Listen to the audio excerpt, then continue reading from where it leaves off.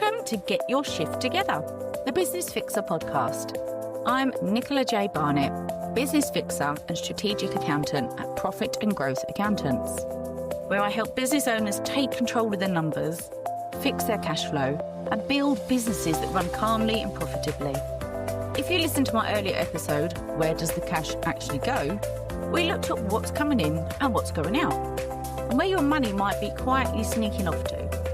So today we're going to take it one step further. Once you know where it's going, how do you make it move better? Because profit on paper is lovely, but cash in the bank is actually what keeps your business alive. I've been an accountant for nearly 30 years, and in that time I've seen how cash can really make businesses work behind the scenes. This isn't about just tax or turnover. It's about the flow and communication and the strong foundations to build the business that you want. This podcast isn't theory, it's built on the Efficiency and Profit Framework, a system I created after working with hundreds of business owners to help them end overwhelm. So wherever you're listening today, whether you're on a walk, in the car, or maybe just having a coffee, procrastinating at your desk today, let's get into it and get your shift together. The shift thought of the week. Profit is theory, cash is fact. You can't pay bills or wages with theory, so let's get the facts moving. So today, let's talk about that frustrating question that comes up for so many business owners. Sales are strong, jobs are going out, invoices are raised, and the team is really busy. But when you check your bank account, it's nothing like what you expected. You know the business is profitable, so why does it always feel like there's never quite enough cash to go around? And you feel like some days you're just chasing around for it. Well, cash doesn't move at the same speed as profit. Profit happens when you make a sale, but cash happens when you get paid. And in between those two moments, a real lot could get stuck. You're probably nodding along right now, going, yeah, I know that feeling. You've done all the work, your team's flat out, but you're still checking the bank app, wondering whether or not it's going to balance out and when. You might feel really frustrated, confused, or even just a bit defeated sometimes. You're not doing anything wrong. Your cash is just getting stuck in the traffic. Maybe it's waiting on invoices to be paid. Maybe it's tied up in stock. Or maybe it's gone on last-minute expenses that felt urgent at the time. Either way, it's time to clear the jam and get things flowing again. So imagine this. Imagine checking your bank account and knowing exactly what's due in, what's going out, and when. You know that your payroll's covered. You know your VAT's handled okay. Supplier payments are all planned and ready in the bank. There's no more guessing. There's no more waking up at 3 a.m. wondering what's left in the bank. It's that calm, confident feeling that comes from one thing: having control of your cash flow. So let's have a look at our 3 fixes for the week. So the first fix is going to feel really obvious, but it can also be a little overwhelming to get started. Let's start a forecast. Start a simple 13-week rolling cash forecast. Just understanding where your money's going and where you expect it to come in from and when. You don't need any fancy software at the moment, just a spreadsheet will do.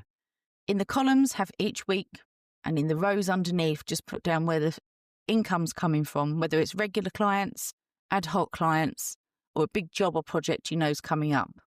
You then just need to look at all your overheads and your direct costs and knowing what terms you're paying people on. Are you paying suppliers as soon as they chase, or are you waiting for the actual 30 days to get them paid? You'll really quickly see the gaps, see your surpluses, and the weeks you need to plan for. When you can see the future, you can manage it, even if it looks grim to start with. You now understand that black hole. Let's make it work and find out how to fill it. The second fix is shorten the wait for your cash. So obviously cash delays build up quietly. The invoices that get sent late, the clients who take their time or send lots of queries in, the stock that's bought too soon for a job maybe, or paying suppliers before you've been paid yourself. Tightening up the timing, making sure invoices are sent as soon as the job has been completed. If possible, have 50% up front for certain jobs, especially if you're buying the stock as well. People don't seem to mind doing this as long as the service is there and they know they're getting good quality. Make sure you pay your suppliers well on the 30 days or 45 days, or even negotiate new terms. As long as you're paying them consistently, they should be fine with that if they can afford it on their own cash flow as well. Tightening up your credit control is so important. Making sure that you're consistent with credit control is a big thing. I'm going to do a whole episode on that in the future because I really feel like this is such a big bane for people. If you can keep on top of it and be consistent, it makes it so much easier. Just saving a few days off of each of these processes can make a huge difference to your bank balance. Fix number 3 is just to build good cash habits. So having a cash flow needs attention every week, not just when money gets tight. You need to keep things up to date. Set this as a weekly 10-minute review. It takes minutes if you're keeping it up to date.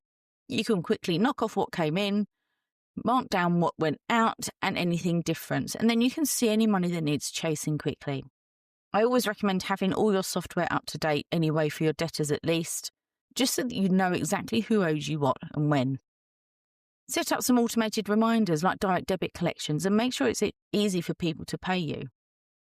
Setting up direct debit can be really easy to pay for things that you need to on a regular basis. It saves you having to spend time going into the bank and making payments. And if you have a cash flow forecast, you know it's coming out already. This can really save just 5 minutes here and there than logging into your bank and checking things and being chased. Keep an eye on it regularly. Cash behaves better.